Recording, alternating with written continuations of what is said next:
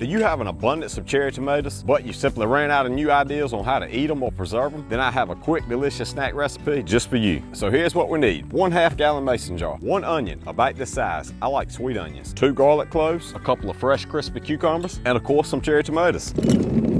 So all of this was grown right here in my garden, and the cucumbers and tomatoes were picked fresh this morning. These sweet onions just don't keep. They got a lot of bad spots in them, so I'm trying to use them up as quick as I can. So it ended up taking me about 3 onions to get the amount that I needed. But go ahead and slice them up, dice them up any way you like them, drop them in the jar. Be sure you crush those 2 cloves before you add them in. For my cucumbers, I just like to cut the ends off, cut them in half, and then I cut them down into quarters. Then I slice them up into roughly a 1/4 inch thick pieces. 1 cucumber ended up being enough for my needs. You're gonna need to poke a couple of holes in each tomato. A toothpick would work ideal for this. This is important so our liquid can penetrate each tomato and really get the flavor inside. I then like to add in 2 tablespoons of stevia. Stevia is an all-natural 0-calorie sweetener, 1 teaspoon of salt, and a 1/2 teaspoon of pepper. I like 2 cups of apple cider vinegar or 1 pint jar. Top it off with just water. Since I'm using stevia, I was able to use cold water because stevia will dissolve in cold water. However, if you're using sugar, you're probably going to want to heat that liquid to dissolve the sugar first. Don't eat these yet, stick them in your fridge and let them marinate overnight to really soak up all that flavor.